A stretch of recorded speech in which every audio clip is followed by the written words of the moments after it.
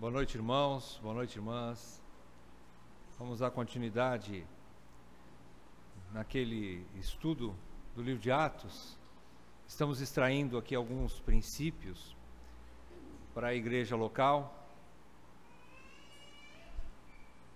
Essa já é a quarta parte que nós estamos compartilhando, expondo, o livro de Atos e extraindo alguns princípios para a igreja local, para a vida da igreja do nosso Senhor Jesus Cristo. Então, recapitulando só os 5 primeiros princípios que a gente já viu, o primeiro deles nós falamos sobre, o primeiro princípio é perseverando na pregação da palavra de Deus. O segundo, uma vida comunitária que expressa o Evangelho. Terceiro, uma disposição dos discípulos em perseverar na pregação do Evangelho, mesmo em meio ao martírio. O quarto, vivendo em oração incessante, fervorosa e coerente. E o quinto, que nós vimos semana passada, o último, até agora, aplicando disciplina bíblica coerente.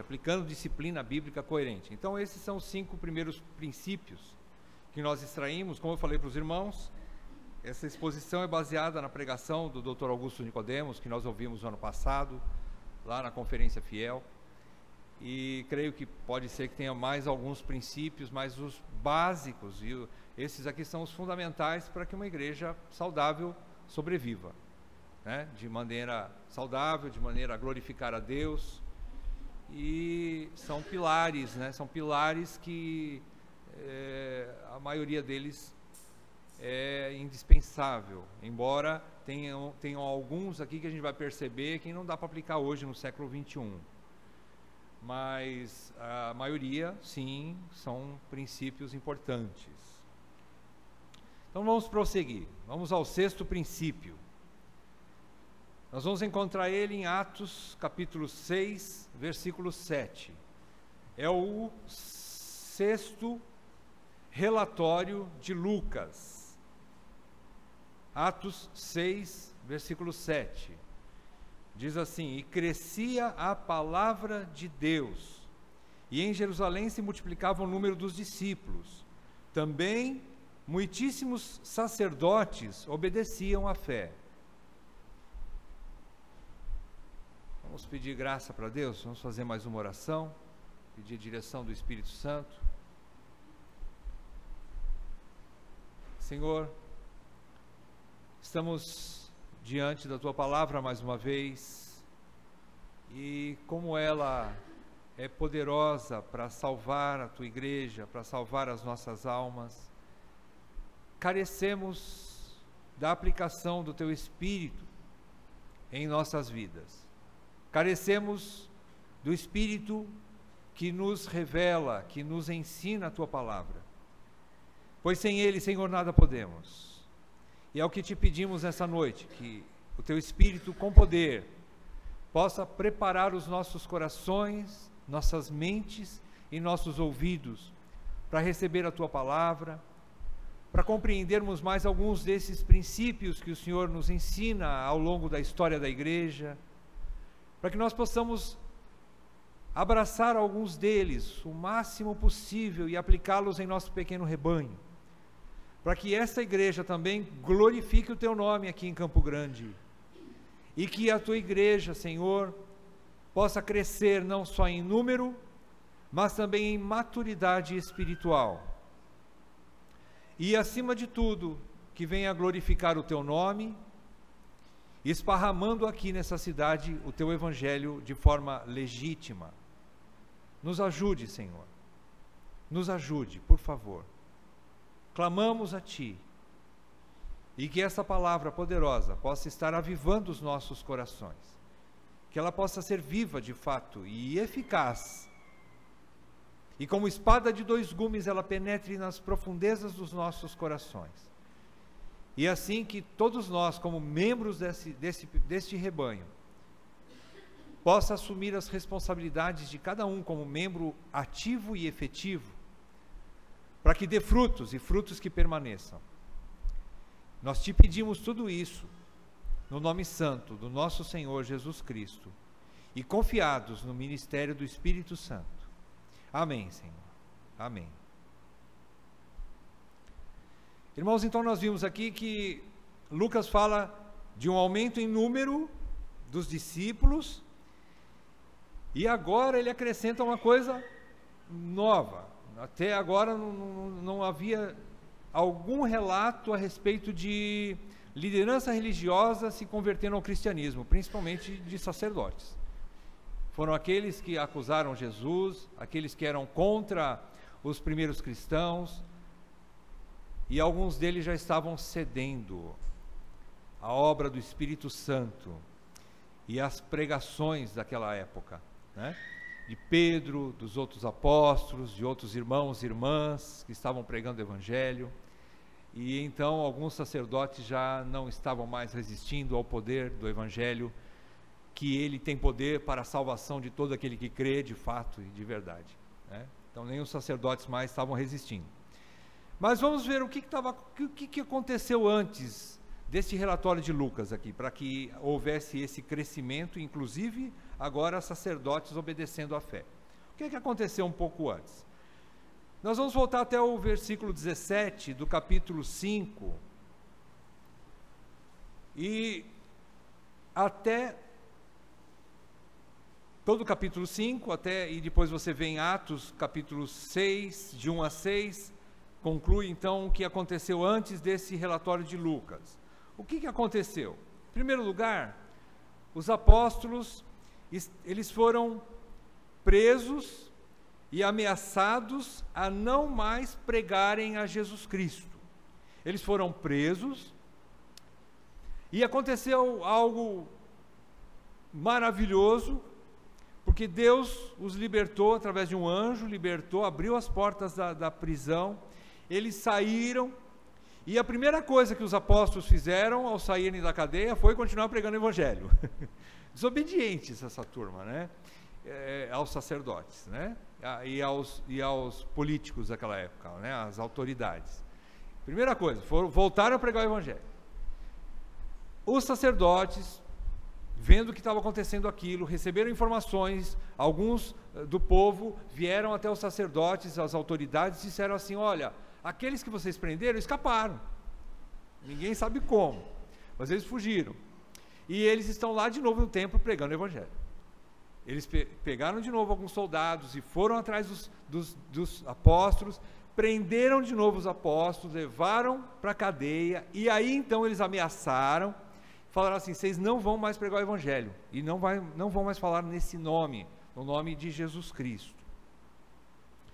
E eles então disseram: olha, aí vem aquela frase famosa de Pedro, né, e os demais apóstolos também, Pedro sempre puxando a fila, né, e ele disse assim, versículo 29, antes importa obedecer a Deus do que aos homens, né?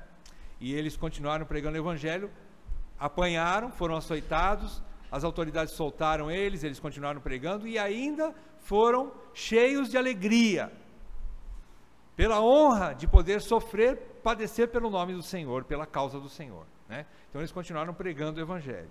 Isso até o versículo 42 você vê esse relato de Lucas. Agora no capítulo 6, dos versículos 1 até o versículo 6, o que aconteceu? Em segundo lugar então, vemos o problema da distribuição de alimento para as viúvas, que trouxe discórdia interna na igreja. Este fato levou os apóstolos a uma decisão sábia.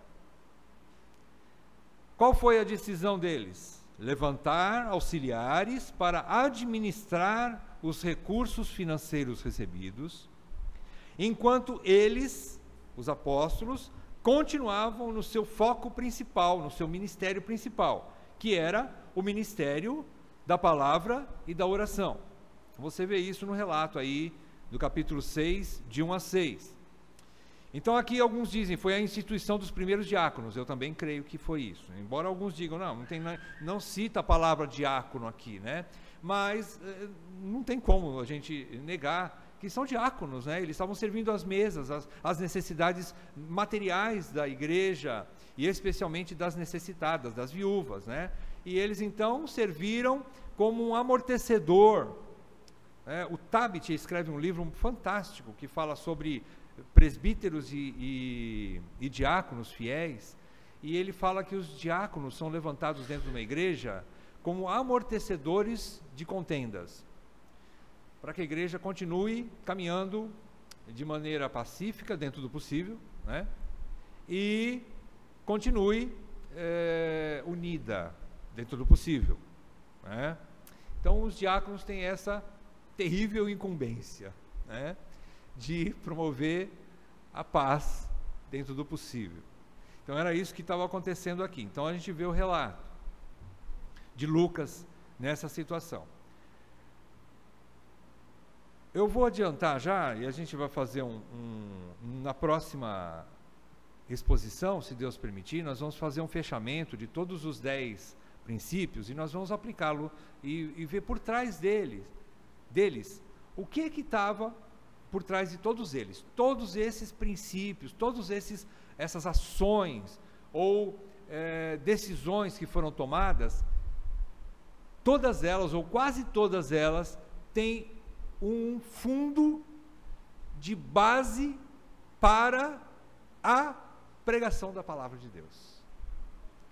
Irmãos, se você voltar atrás, você vai olhar os 5 que nós já falamos, esse e os outros que nós vamos continuar falando agora, e depois mais 2 na semana que vem, se Deus permitir. Nós vamos continuar vendo que as ações e as decisões tomadas pela liderança de uma igreja sempre foca em primeiríssimo lugar a pregação da palavra de Deus. Vocês vão ver isso. E aqui também acontecia isso. Você vê, em primeiro lugar eles estavam pregando, foram presos, depois foram soltos e continuaram pregando. E enquanto eles estavam pregando, aconteceu um problema dentro da igreja. As viúvas começaram a conversar entre elas. E aí? Eu não recebi quase nada esse mês. E aí, você? Eu também não recebi quase nada. Será que está acontecendo alguma coisa aí? Será que está acontecendo algum favoritismo, né? E aí começou essa contenda, e quando se diz contenda, né, é perigoso para a vida da igreja, essas contendas. Então, os apóstolos, com sabedoria, buscaram a Deus e decidiram, deram passos. Irmãos, os diáconos, eles eram homens tão competentes e conhecedores da palavra como os apóstolos. É só questão de função que havia uma diferença. Então eles foram levantados, eram homens sábios. E por que tinha que ser homens sábios para serem diáconos também, cheios da palavra e cheios do Espírito Santo? Porque o diácono, além de ele tomar decisões quanto às finanças da igreja, como é que nós vamos decidir fazer isso, como é que nós vamos pagar aquilo, como é que nós vamos dar assistência para aquela família, como é que nós vamos cuidar do salão, como é que nós vamos fazer todas essas coisas? Além disso, eles têm que ter competência e clareza para explicar para os membros da igreja o porquê dessas decisões. E com isso, eles apagam os incêndios dentro da igreja. Eles dirimem as dúvidas dentro da igreja, né? Começa a levantar um bochicho aqui, outro bochicho ali, os diáconos têm que estar muito antenados, com muita sabedoria, graça de Deus, experiência, para poder conversar com aquele irmão, com aquela irmã que está duvidando que aquele negócio está sendo justo ou está sendo injusto, e tirar as dúvidas. Ele precisa disso, ele precisa ter essa competência. Ele precisa estar, não é assim, nós tivemos que tomar essa decisão porque não tinha outro jeito, irmão, eu não sei te explicar o porquê. Não, isso não é a resposta que traz paz para a igreja. Ele tem que ter coerência na sua resposta.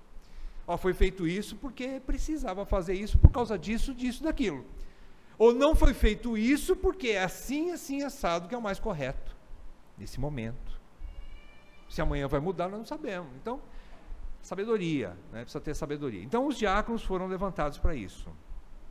Então, aqui, irmãos, a gente vê a primeira lição, o primeiro princípio, ou dessa noite, né? Que no caso seria o 6º princípio já.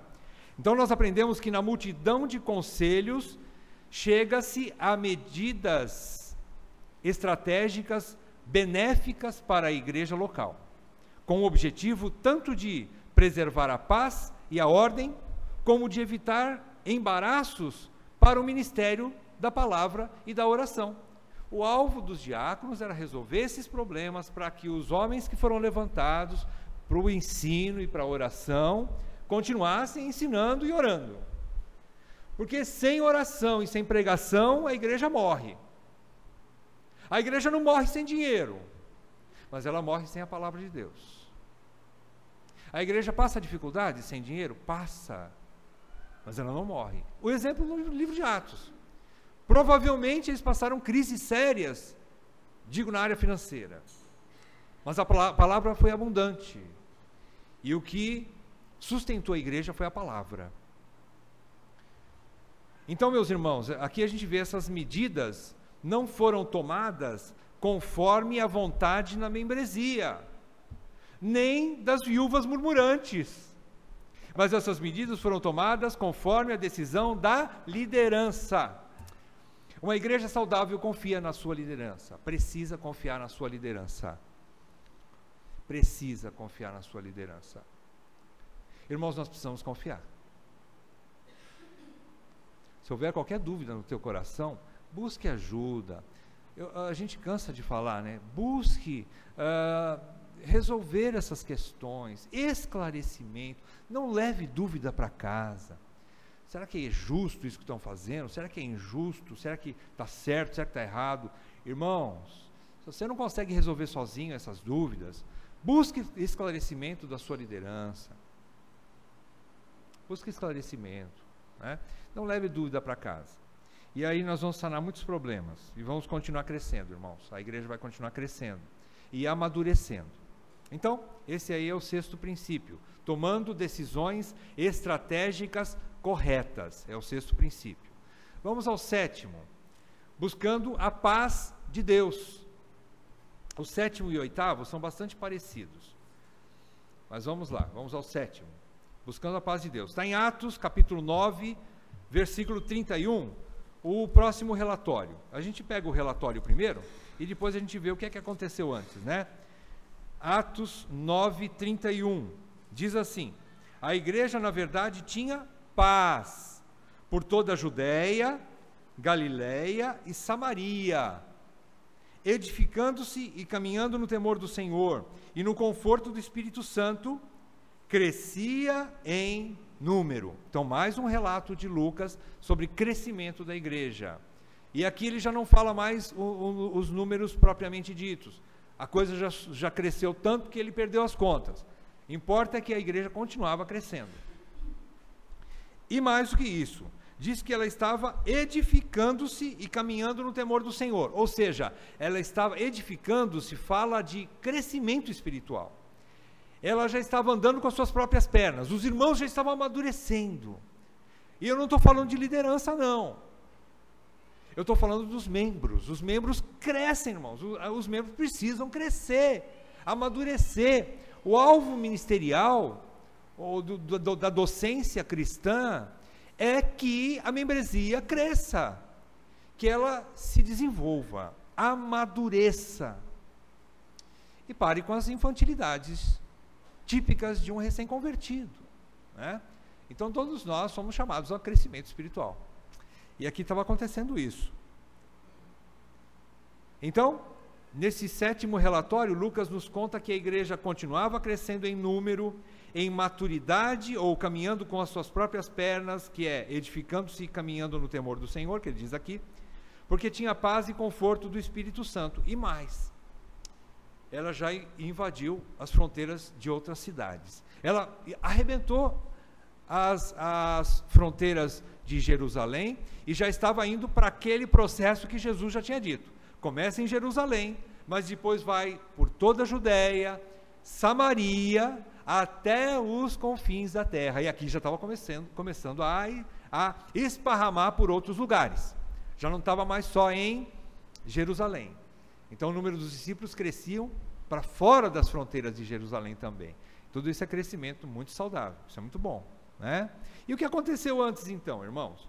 Vamos ver o que a gente retira aqui. Eu estou passando bem rápido, para a gente poder ganhar tempo eu estou contando para os irmãos o resumo do que antecedeu cada um desses relatórios de crescimento de Lucas. Então, se você voltar então até o capítulo 6,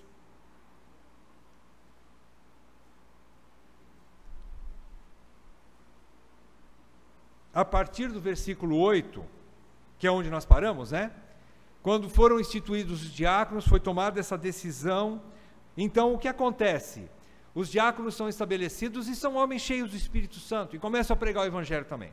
Principalmente Estevão e Filipe. São duas personagens que aparecem aqui, bastante fortes no livro de Atos, né? Evangelistas. Apesar de Estevão ter só uma única chance de evangelizar, porque ele foi exterminado, né? Mas foi uma pregação muito poderosa, né? Tanto que a pregação dele é tão comprida, que foi uma das pregações, um dos relatos, né, mais longos, ou uma das pregações mais longas do livro de Atos. Diácono cheio da graça, o Estevão, cheio da graça e de poder, pregava e fazia grandes prodígios entre o povo.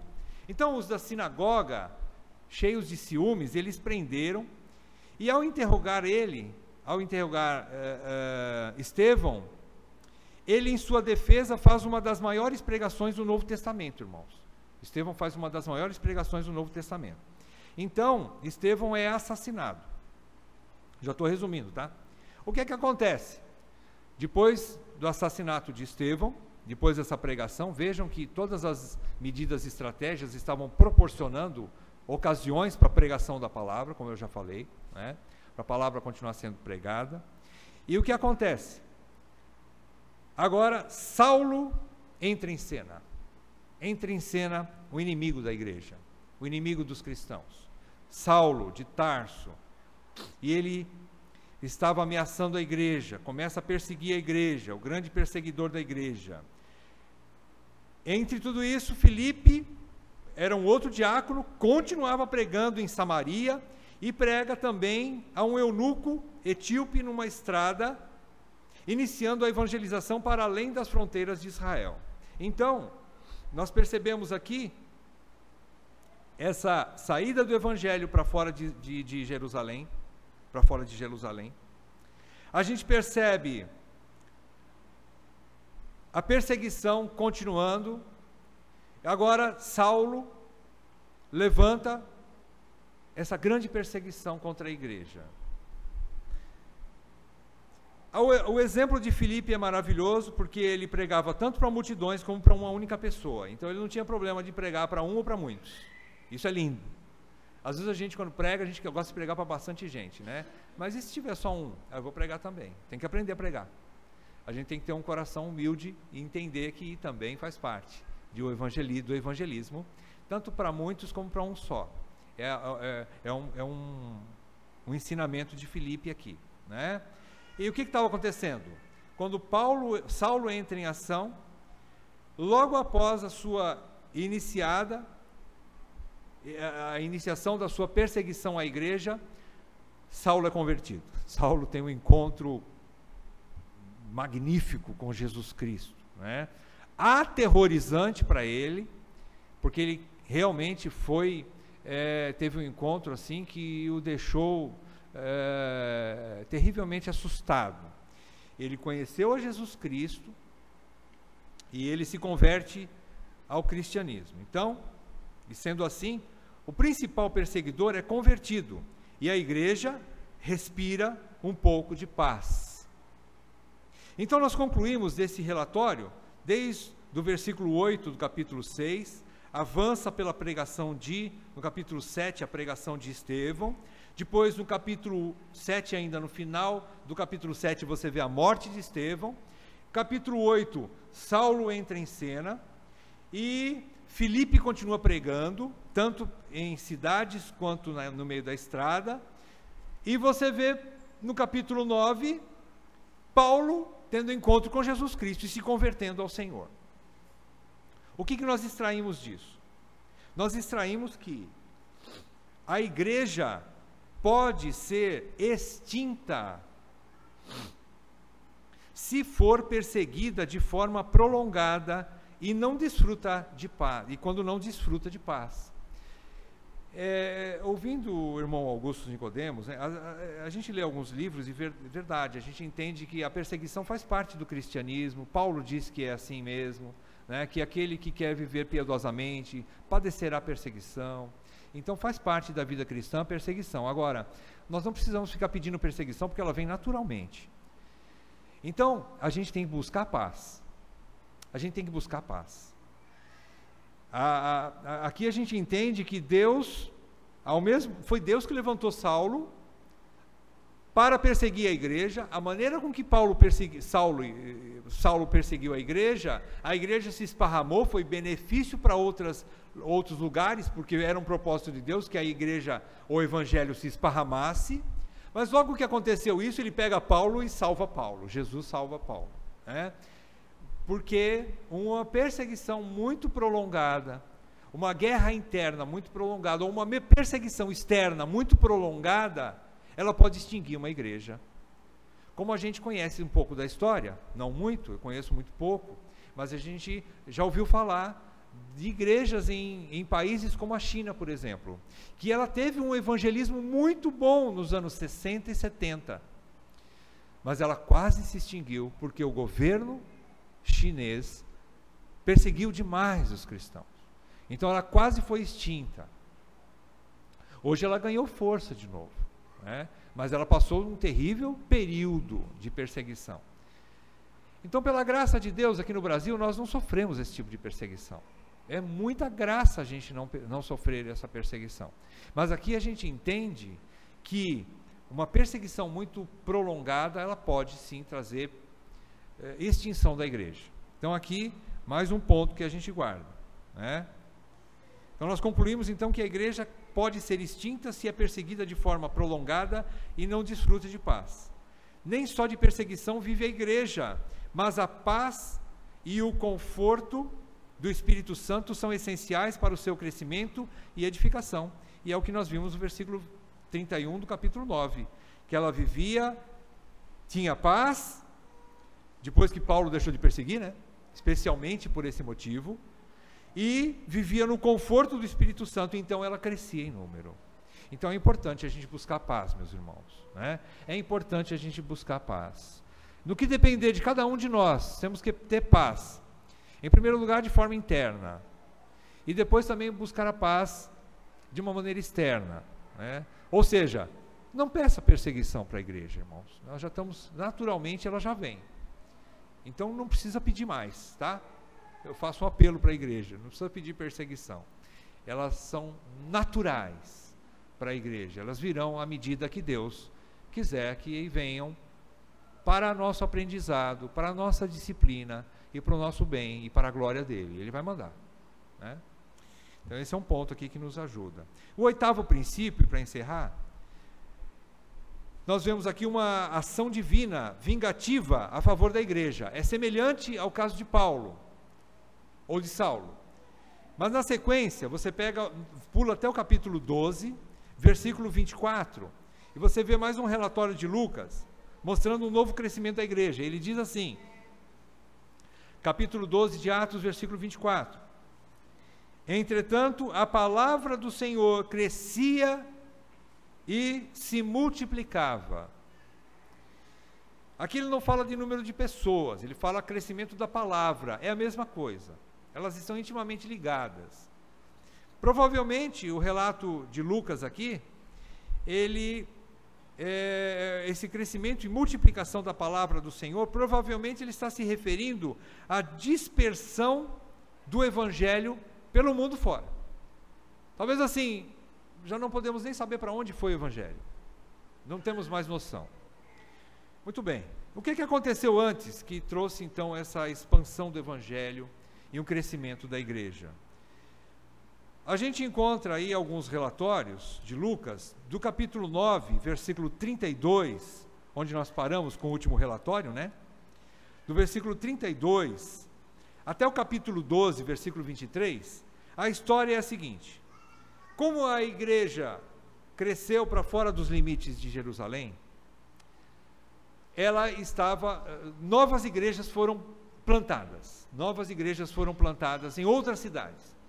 Pedro, como um apóstolo e supervisor das igrejas do Senhor, ele começa a viajar para dar suporte para essas novas igrejas. Então você vê no versículo 32 do capítulo 9, Pedro começa a visitar, ele ia por toda parte, ele começou a fazer uma supervisão em outras igrejas recém-plantadas, né? Dando suporte, dando aconselhamento e supervisionando. Então, e nessas viagens, Pedro também continuava fazendo milagres, continuava fazendo algumas obras que hoje em dia não vemos mais, né?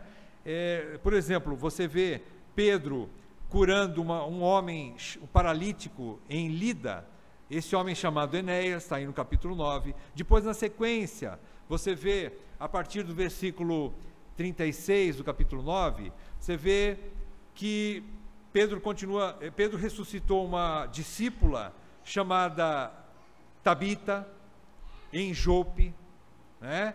E ele teve uma visão, e aprende do Senhor. Pedro aprendeu do Senhor que Deus não faz acepção de pessoas, que o evangelho tinha que ser pregado não só para os judeus, mas para todos os homens. Ele teve essa visão daquele lençol cheio de animais impuros, e Deus deu uma ordem para ele: Pedro, mata e come. E ele então, naquela visão, o que é isso, Senhor? Jamais eu fiz isso, jamais comi um animal imundo. E Pedro falou assim, Deus falou para Pedro: não faça impuro aquilo que eu tornei puro, né? Então Pedro aprende do Senhor. O que será que é essa visão? Dali a pouco toca a campainha na casa que ele estava hospedado, e a pessoa que atende a campainha diz: olha, tem uns homens aí te chamando para vocês segui-los, porque eles estão precisando de ajuda. E no mesmo tempo, um centurião chamado Cornélio teve uma visão, né? E Deus fez com que ele chamasse um homem, pedisse para que fossem atrás de um homem chamado Pedro, que estava na casa de fulano de tal, na cidade de Jope. Então, casou direitinho, né? Por quê? Porque é um espírito só falando num lugar, outro no outro lugar, e para que se encontrassem, né? Então ele mandou chamar Pedro, e o centurião obedece, manda os seus servos e chama Pedro, e Pedro vem então, prega o evangelho para Cornélio, toda a sua família, e acontece uma conversão em massa ali dentro da casa dele. Alguns amigos e familiares de Cornélio são convertidos, né? Acontecem também novas conversões. Você vê no capítulo 11, você vê outros discípulos são chamados cristãos em Antioquia, passam a pregar em outras cidades, a partir do versículo 19 do capítulo 11, por exemplo, né? Versículo 20, ele diz que alguns deles, porém, capítulo 11, versículo 20, alguns deles, porém, que eram de Chipre e de Cirene, e que foram até Antioquia, falavam também aos gregos, anunciando-lhes o evangelho do Senhor Jesus.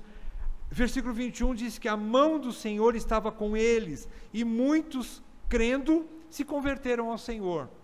Então, meus irmãos, aqui o evangelho já não tem mais limites, já foi para os gregos, já foi para os já se internacionalizou, né? Já não ficou preso mais nos limites de Israel, foi embora. Mas acontece uma nova catástrofe aqui. Quem que aparece em cena? Um rei chamado Herodes. Herodes aparece. Senhor, já não chega Paulo, agora o Senhor me manda mais um, agora Herodes, o rei ainda, né? Perseguindo a igreja. Herodes aparece e começa a perseguir a igreja, e quando ele queria agradar os judeus, e você vê isso no capítulo 11 ainda, no capítulo 12, você vê que ele começa a perseguir a igreja, ele começa a prender alguns discípulos, ele maltratava a igreja, ele fez passar Tiago a fio da espada. O que é passar a fio da espada? Ele foi decapitado, ele mandou os seus soldados cortar o pescoço de Tiago, o apóstolo Tiago, né? Foi decapitado, e Pedro era o próximo. Pedro já estava na geladeira esperando a vez dele, estava preso. Herodes tinha prendido Pedro, e provavelmente ele era o próximo. Herodes estava gostando disso, porque os judeus estavam batendo palma para ele, e ele estava agradando a multidão, né? Então, Deus manda mais uma... Pedro já estava ficando meio acostumado com essas coisas, né? E escapar através de uma libertação miraculosa, né? O anjo veio de novo, foi lá, abriu a prisão e tirou Pedro da prisão. Pedro vai para a casa onde estavam a igreja do Senhor, bate na porta, uma moça chamada Rode, ela chegou, abriu a porta, ela olhou pelo olho mágico, e quando ela olhou, ela falou, não é possível, é Pedro. E ela não conseguiu, tão atônica que ela ficou, ela, em vez de abrir a porta, ela contou para todo, foi lá onde estavam os discípulos, né? Falou, gente, Pedro está aí fora. Aí o pessoal falou, você está maluca, Rode, o que é isso? Ele está preso nas barbas de Herodes, você acha que ele vai escapar de lá? Estou falando, gente, Pedro está na porta. Aí foram abrir a porta, quando abriu, Pedro estava lá e entrou correndo, né? E aí ele falou, não sou eu, gente, o que vocês estão? Aí, acolheram Pedro. Então, a gente percebe que aconteceu toda essa perseguição, Deus libertou Pedro, mas Deus fez mais do que isso. Deus mandou um anjo para libertar Pedro, e mandou outro anjo com uma sacola de verme para matar Herodes. Esse anjo veio e diz que Herodes, enquanto estava lá num lugar muito bonito, e aquela multidão toda aplaudindo ele, e ele estava sentado naquele trono maravilhoso de rei, e sendo aclamado pela multidão, ele se levanta, vai até o microfone, quando ele chega lá na frente e começa a falar, a multidão toda começa a gritar, é voz de um Deus. O que é que aconteceu naquele momento? Herodes caiu duro. E imediatamente começou a aparecer um monte de bicho e comeu a Herodes ali. Então Deus mandou um anjo para libertar Pedro e mandou um verme para comer Herodes, né? E ali Deus estava também cooperando com a igreja do Senhor. O que é que a gente aprende com isso, meus irmãos? Deus protege a sua igreja. Podemos aprender então com isso que a igreja deve prosseguir em sua missão, corajosamente.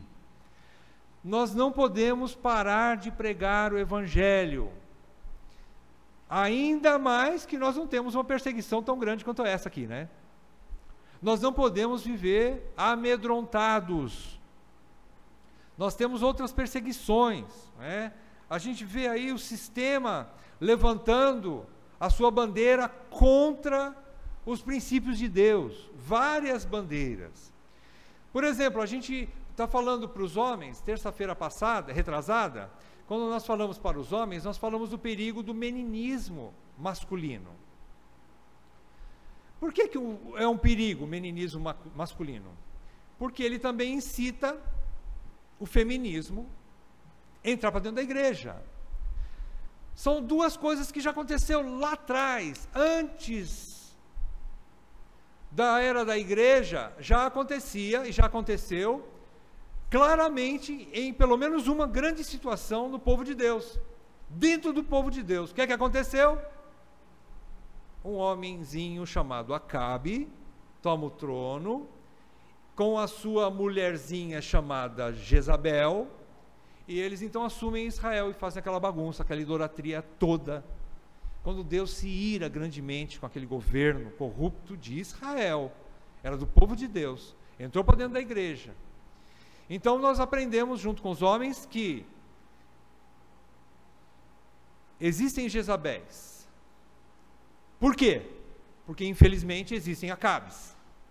Porque o dia que estiver menos Acabes, as Jezabéis vão parar de existir também, ou pelo menos vai diminuir bastante. Vocês não concordam?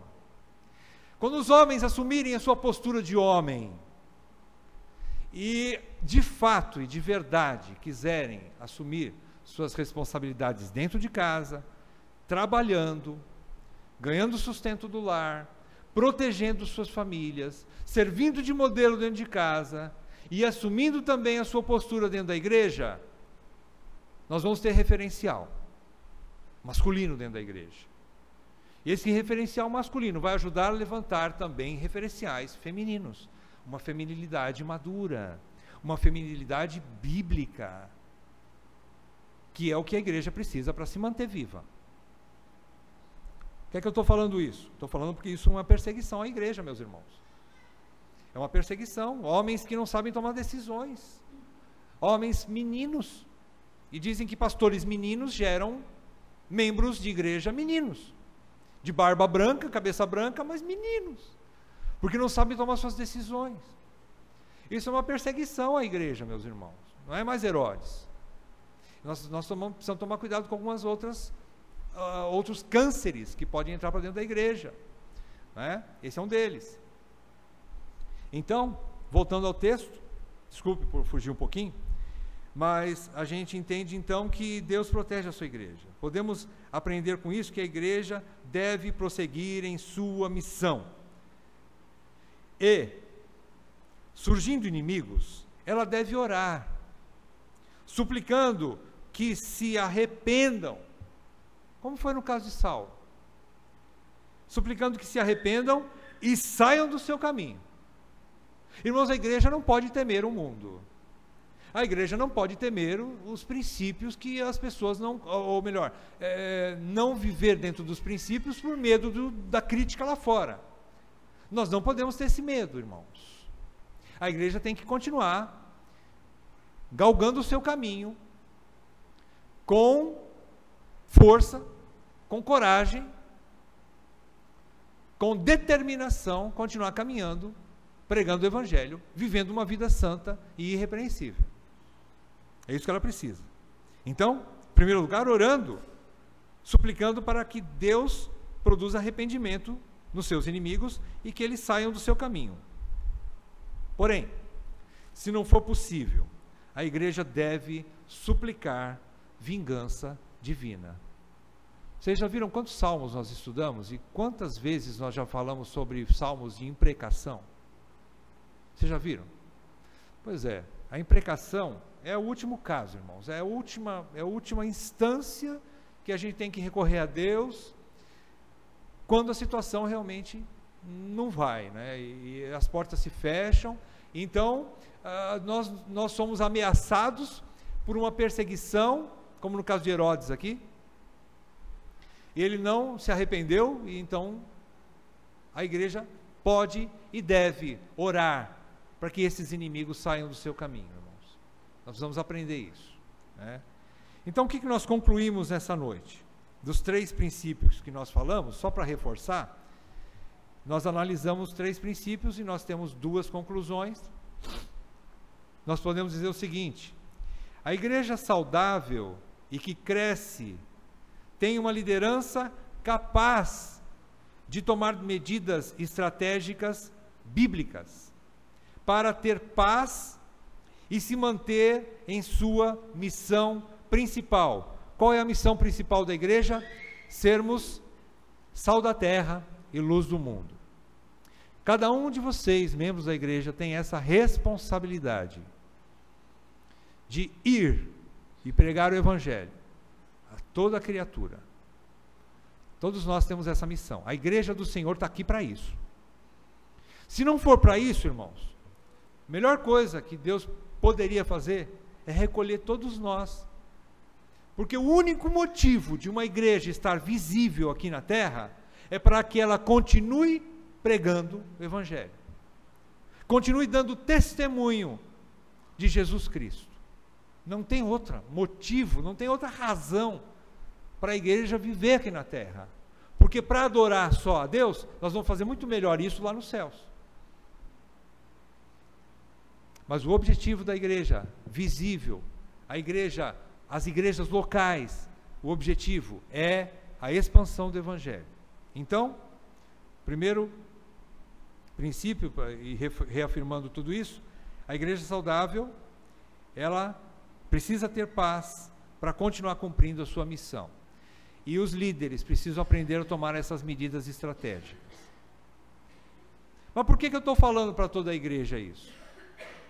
Eu vou repetir o que eu falei na segunda exposição, o que eu falei na terceira exposição, nós estamos na quarta, eu vou repetir para vocês. Porque a igreja, em última análise, é a supervisora dos líderes. A igreja tem essa incumbência de biblicamente cobrar da sua liderança essas medidas aqui. E se presbitério ou a junta diaconal não estiver agindo dessa maneira aqui, a igreja tem que reagir. A igreja tem que confrontar. A igreja tem que trazer o argumento bíblico e mostrar para a liderança, irmãos, alguma coisa está errada. Ou então me prova, biblicamente também, por que vocês não fizeram tal decisão, ou por que vocês estão tomando tal decisão.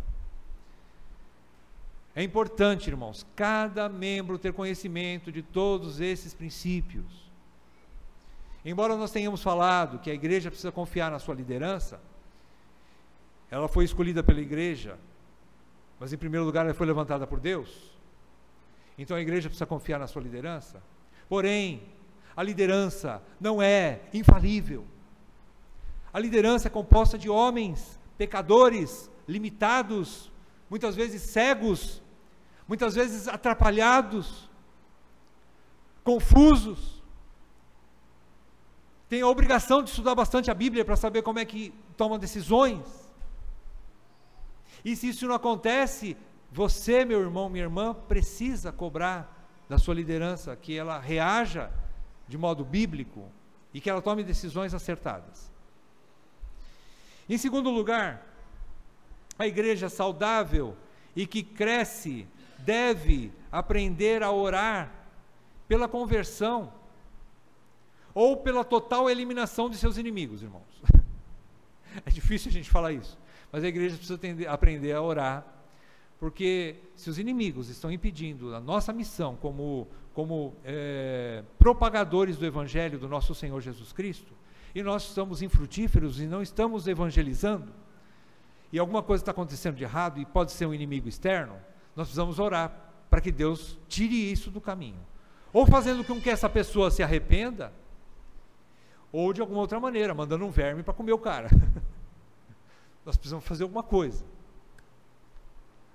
A igreja precisa aprender a orar, para que o caminho dela esteja livre, para ela continuar agindo, e cumprindo a sua vocação, que é prosseguir em sua missão evangelizadora. Meus irmãos, a semana que vem nós teremos os 2 últimos princípios, fechamos, se Deus permitir, na semana que vem, vamos fazer um balanço desses 10 princípios, né? Vamos ver o que é aplicável hoje para nós, e principalmente nós precisamos entender que a membresia tem essa responsabilidade de nos auxiliar, irmãos. A igreja não é composta só de líderes, a igreja não são só os líderes que evangelizam, não são só os líderes que agem dentro de uma igreja saudável é composta por membros vivos, ativos e frutíferos, né? Então, nós vamos fazer essa aplicação final. Existe um texto muito bom do R.C. Sproul, e ele fala sobre essa importância da membresia. Também tem uma pregação do Jonas Madureira, que parece que está disponibilizado aí na internet, e depois a gente pode passar para os irmãos, para você ir ouvindo e entendendo essa realidade, né, que a membresia é fundamental para a vida da igreja. Tanto é que nós estamos aqui vivos hoje por causa da membresia que agiu em tempo hábil, né? Senão a gente poderia estar morto. Então, meus irmãos, é importante a membresia estar consciente da sua parcela de responsabilidade para a edificação da igreja e para o crescimento da igreja. É importante, né? E se Deus assim permitir, nós vamos fechar com essa palavra a semana que vem. Amém? Vamos fazer uma oração? Senhor nosso Deus, Tu és o Senhor da igreja, Tu és o cabeça da igreja, e pedimos que o Senhor nos ensine, Senhor, a estarmos aplicando essas verdades no nosso pequeno rebanho. Muitas desses princípios, Senhor, podem ser doloridos na hora de implantarmos eles para dentro da igreja. Mas que seja, Senhor, se for para a Tua glória e se for para o nosso bem, para a salvação do Teu rebanho, que seja, Senhor, capacita-nos a termos coragem de aplicarmos essas verdades para dentro do nosso rebanho. E nós também Te agradecemos, Senhor, porque pelas Tuas misericórdias, alguns deles nós já conseguimos, pela tua graça, colocar em prática. E por isso toda a honra e toda a glória nós damos a ti. Porque se estamos vivos e saudáveis é pela tua misericórdia sobre nossas vidas. E assim nós te agradecemos, Senhor, e mais uma vez te pedimos, continue nos guiando pela luz da tua palavra. Que nunca falte palavra aqui neste púlpito para alimentar o teu rebanho.